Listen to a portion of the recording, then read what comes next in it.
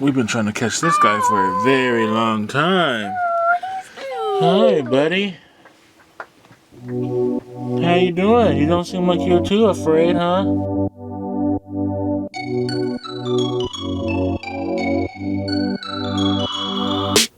Well, it's time to have the talk, guys.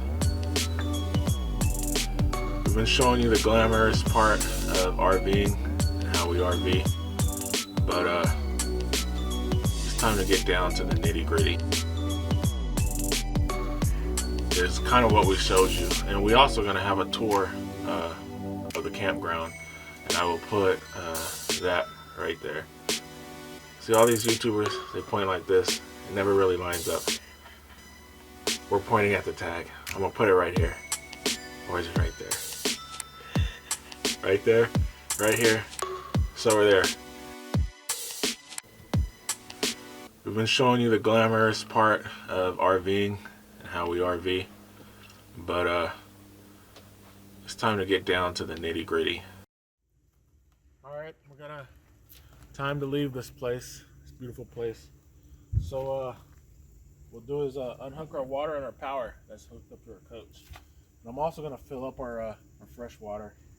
So I'll just disconnect it there so I can take it off right here. So we'll just, it's gonna squirt, so make sure you don't get wet. But fill up our fresh water, just like that, and give me some pressure.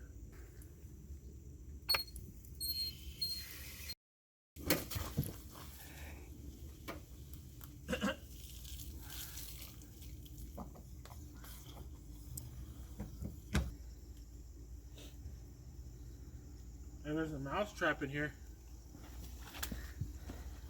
I don't think there's any mice in there though. Looks like, have they been in there? They were in here before, but I don't know. What is the? Oh, those are donuts, huh?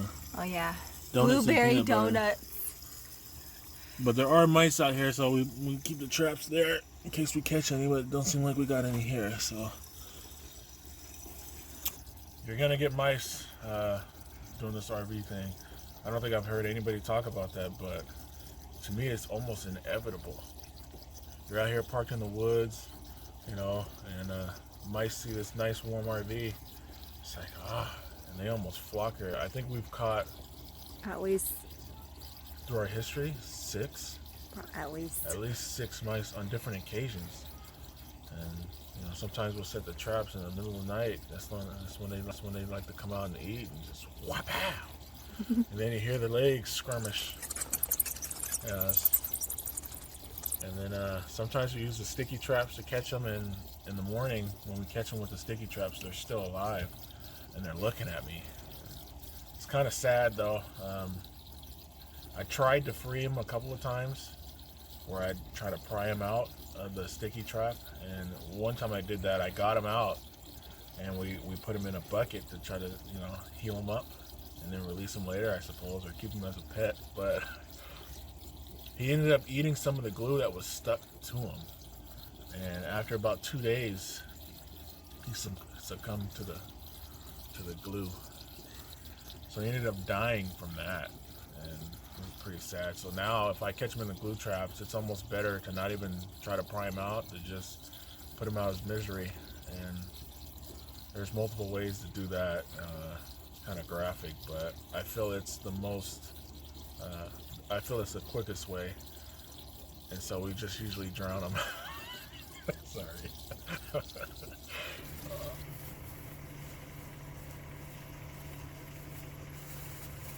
But not so glamorous.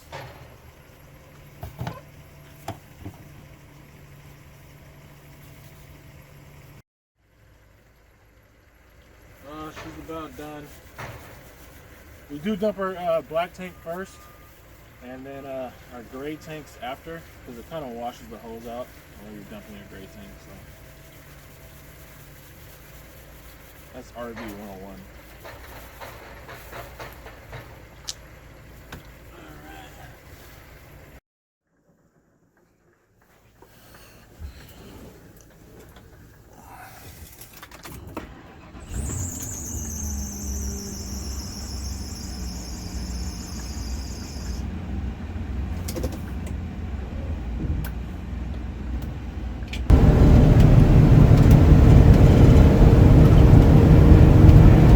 took a corner.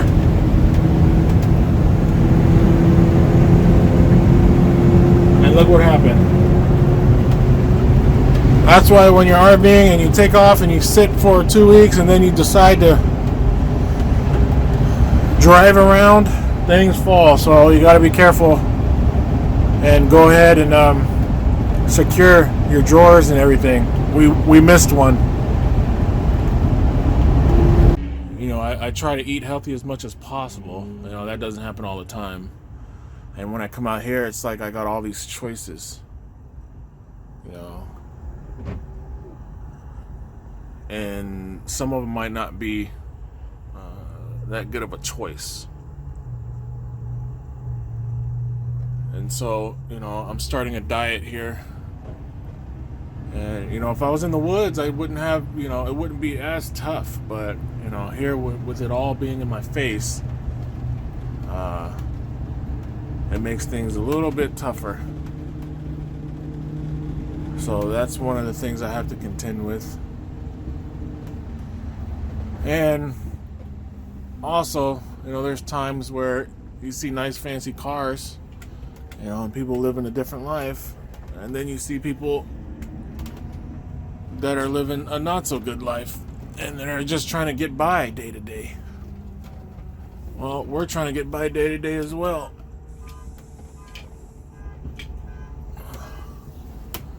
And part of what I have to do is look at the good things that other people have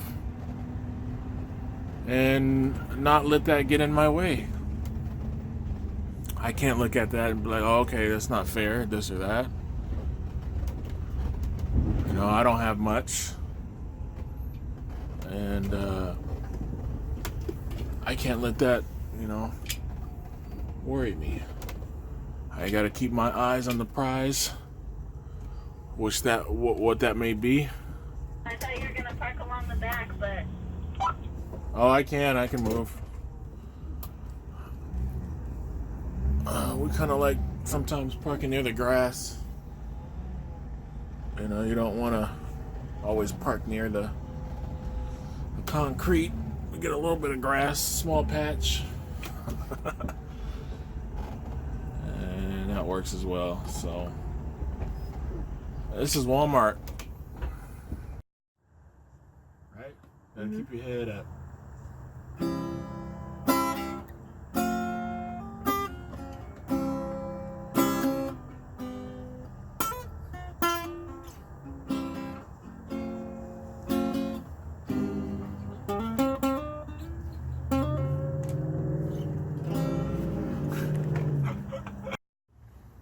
It's dinner time, and tonight's dinner is going to be brisket, ground beef, chili with cornbread. Cornbread. Oh, I'm going to eat the cornbread before the chili's done. Lace is in there cooking it right now. Don't disturb.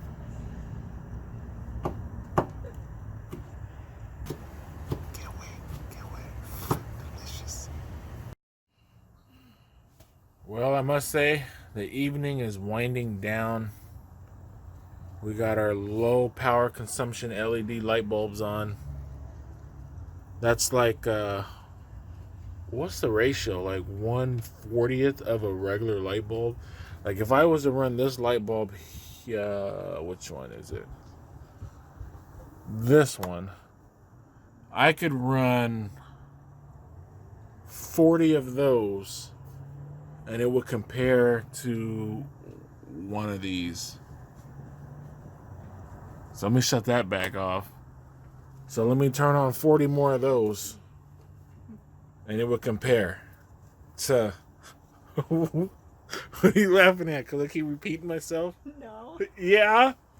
No, because if you turn on 40 of those, it might actually be like bright in here. Oh. Well, that's the power of LED bulbs. I'll get the correct ratio. I might not be correct on that ratio, 40-1, but it might be like more like 8-1. But even if it was 8-1, that's crazy. I went ahead and ordered these off Amazon. I got like a 20 pack. I think it was for like $10. So I was replacing all the bulbs in here. Like, I'll turn these on. I'm running on battery.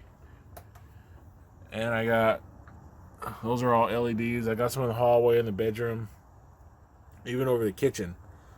But this doesn't put a dent in my solar, my batteries. I got 2 deep cycle batteries in here. Let me get the flashlight. The evening is winding down. What a long day today.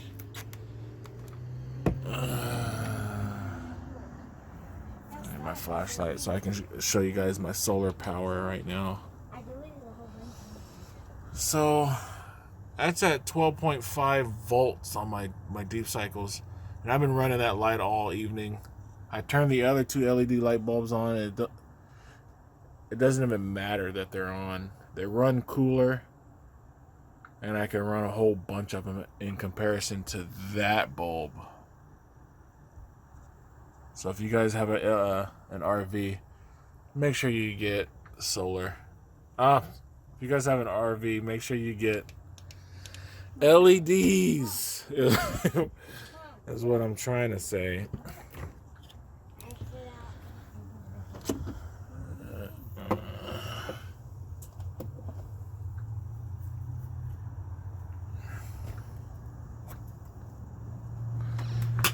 So we dieted today, right, Lacey?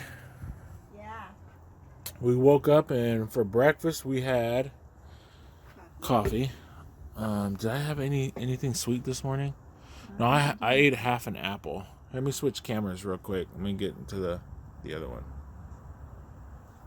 I had a cup of coffee. You had a cup of coffee for breakfast. I had a cup of coffee and a half an apple.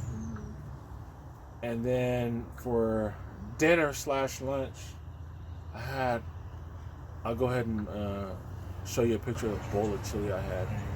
I had that bowl of chili. Lacey had a little bit smaller bowl of chili. And I had probably 4 pieces of cornbread. So 700 cup of coffee and a half an apple. I'm probably under 1,000 calories, but that's okay because when you first start this diet, you can be deficient in calories. It's not going to really matter so much. I just don't want to go deficient like that for like 2 weeks. Then I probably won't lose weight. My body will be like on shutdown mode and I'll always be tired and I won't even lose weight. It's weird. It's weird how that happens. Yeah, it's like backwards. Yeah. It doesn't make no sense. If you starve yourself, you should lose weight. I think eventually if you do that. Eventually. Either way, I'm starving right now. I look at my window. I see McDonald's. There's another McDonald's over there. There's a McDonald's a quarter mile down the street. Burger King, Taco Bell. There's an Applebee's, Sonic drive-in. I go outside, I smell French fries. Yep. I guess that's a wrap. Say good night, everybody. Good night. Good night.